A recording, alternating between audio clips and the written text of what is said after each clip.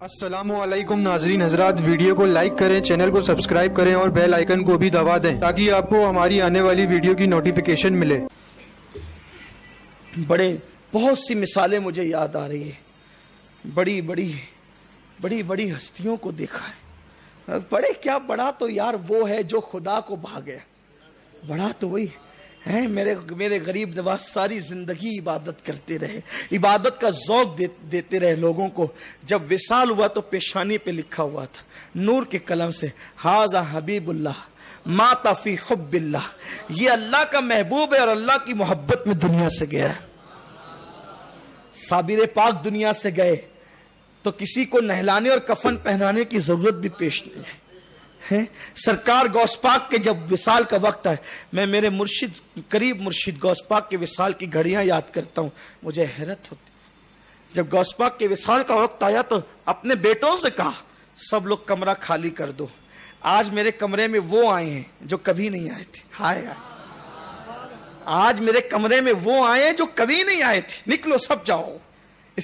یار لوگ موت کے وقت تو بیٹوں کو پکارتے ہیں کہ کوئی تو آئے، اس کا مطلب کوئی ان سے بھی عزیز آیا تھا، کوئی ان سے بھی عزیز آیا تھا کہ کمرہ خالی کرا لیا گیا۔ اور یوں ہاتھ اٹھاتے تھے جیسے کسی سے مصافحہ فرما رہے ہو، یوں ہاتھ اٹھاتے تھے جیسے کسی سے مصافحہ فرما رہے ہو۔ اس شان سے آپ دنیا سے گئے۔ عزت کی موت چاہتے ہو، سجدے کو لازم پکڑو، لیکن ایک بات یاد رکھنا، سجدہ اللہ کے لیے، اس کی رضا کے لیے، یہ نہیں۔ امام صاحب ساری زندگی فجر نہیں پڑھی، ایک دن آ گئے تو پھر زور سے چلا کہتے ہیں امام صاحب آج فجر میں دکھے نہیں رہو، یعنی دنیا کو بتانے کہ خود یہ جناب فجر میں تھے، امام صاحب ہی نہیں تھے، تو ایسی نماز سے تو نہ پڑھے ہوتے تو اچھا ہوتا۔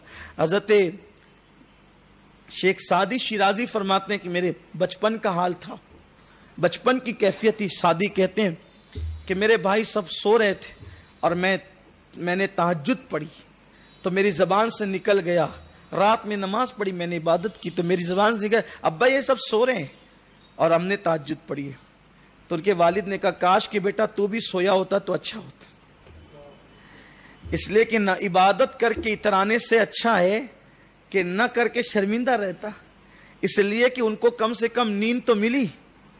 تو عبادت کر کے اترا رہا ہے تو نہ تجھے نیند ملی نہ عبادت کا ثواب ملا، تو نقصان میں تو رہا۔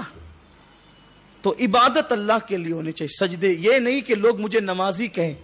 وہ تو اللہ کا شکر ہے کہ ابھی ہمارے یہاں پہ حاجی صاحب تک ہی محدود ہے، زکاتی صاحب اور نمازی صاحب کا عرف ابھی تک ہمارے یہاں عام نہیں ہوا ہے، ورنہ جب نکاح پڑھانے کا شرف نصیب ہوتا ہے اور اگر جگہ کی قلت کی وجہ سے کھانے میں کسی حاجی کے نام کے ساتھ اگر حاجی نہ لکھو تو 2-3 مرتبہ تو وہ خود لقمہ دیتا ہے کہ وہ حاجی بھی لکھ دے ذرا کہ ایک مرتبہ۔ یہ حال ہو گیا جناب، یہ کیفیت ہو گئی، یہ کیفیت ہو گئی ہے۔ اللہ کے لیے کون کیا کرتا ہے الا ماشاء۔ مجھے تو وہ حدیث یاد آتی ہے تو کلیجہ کانپتا ہے۔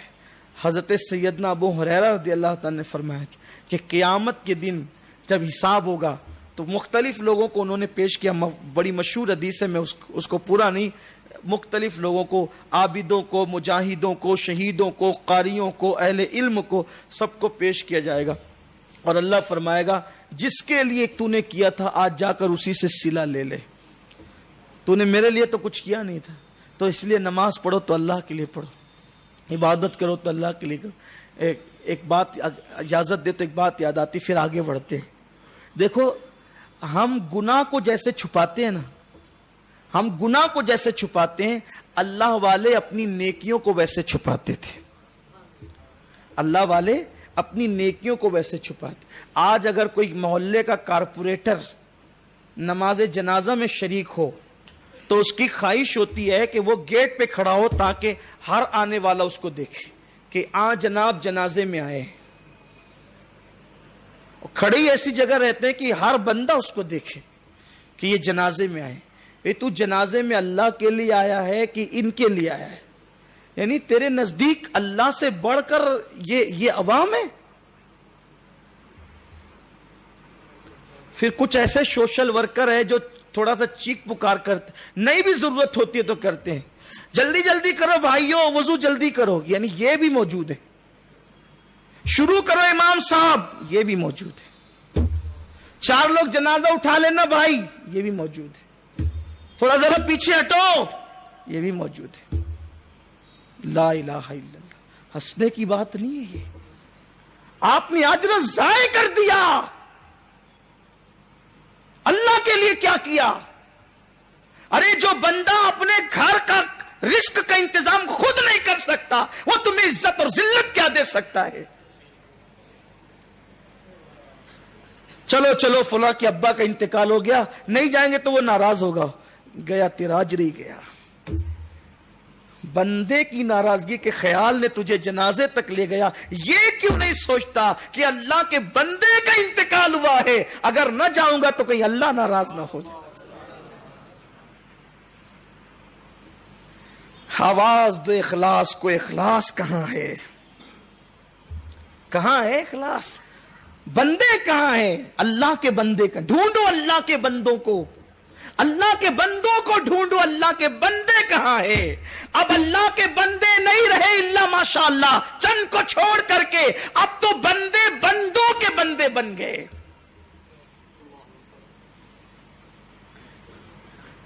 हां,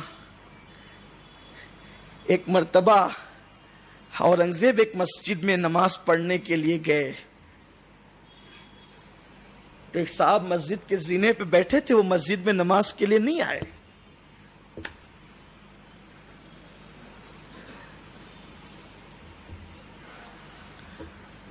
मस्जिद में नमाज के लिए उन्हें जीने पे बैठे रहे वो।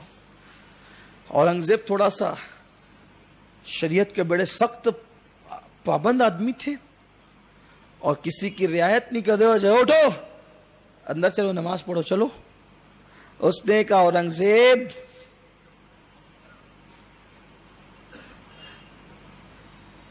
औरंगजेब वो जो तेरा इमाम है ना, तेरा इमाम, जो तेरा इमाम है वो मेरे बंदे का बंदा है। जो तेरा इमाम है ना, जिसके पीछे तू मुझे नमाज पढ़ाने के लिए जा रहा है, वो मेरे बंदे का बंदा है। तो जो मेरे बंदे का बंदा हो, मैं उसके पीछे नमाज कैसे पढ़ूं? ओहो, जाहिर सी बात है कि कुछ लोगों को इस तरीके की बात समझ में नहीं आती तो थोड़ा हंगामा ही होता है। ओ इसने तो शिर्क कर दिया, शिर्क कर दिया, शिर्क कर दिया। शिर्क क्या किया? बल्कि अल्लाह की शान में तौहीन कर। ये इमाम साहब तो अल्लाह का बंदा है और ये कहता है कि मेरे बंदे का बंदा, इसने अल्लाह को अपना बंदा कह दिया। यानी मतलब खुद ही निकालते हैं, उससे नहीं पूछते कि तेरी बात का मतलब क्या है। भाई जब तुम खुद मतलब निकालोगे, बोलने वालों से नहीं पूछोगे, जब तुम खुद मतलब निकालोगे तो क्या तुम्हें इल्म गैब है कि इसका मतलब क्या है? बहरहाल तलवारें निकल गई, मार डालो इसको, कत्ल कर दो, इसने शिर्क कर दिया है। उसने कहा औरंगजेब जल्दी मत कर, जा पहले नमाज पढ़।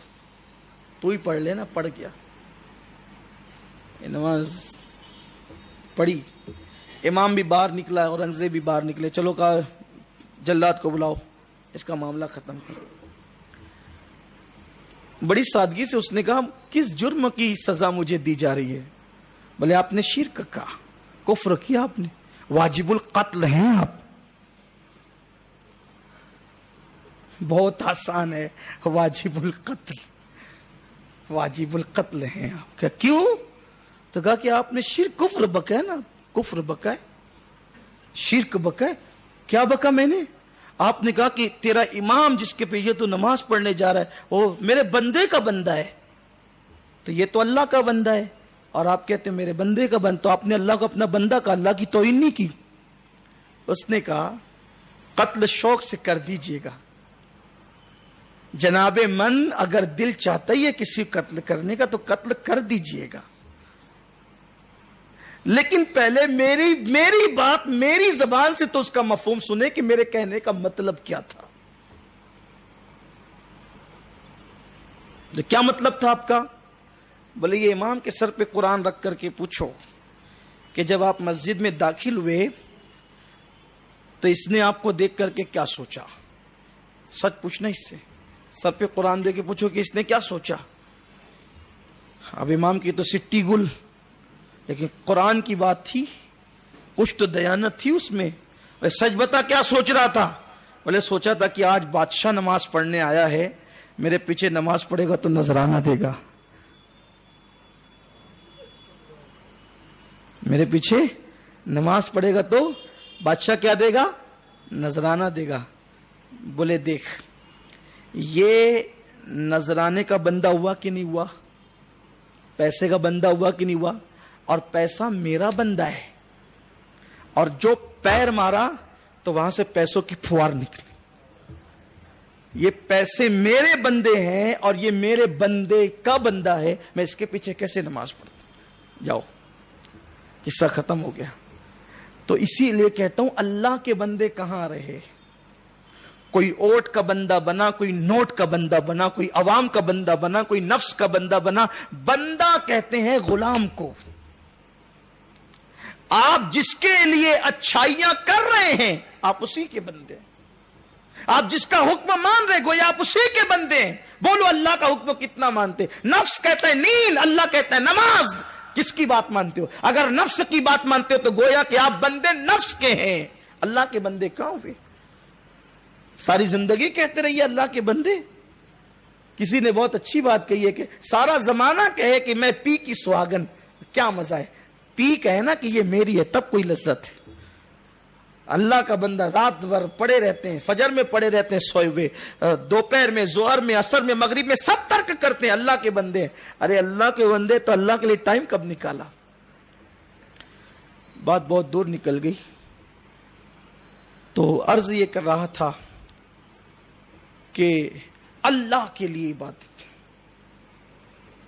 عبادت اللہ کے لیے ہونی چاہیے۔ جو کام کرو خالص اللہ کے لیے، وجہ اللہ کرو، انشاءاللہ تعالی دنیا بھی کامیاب ہے اور آخرت بھی کامیاب ہے۔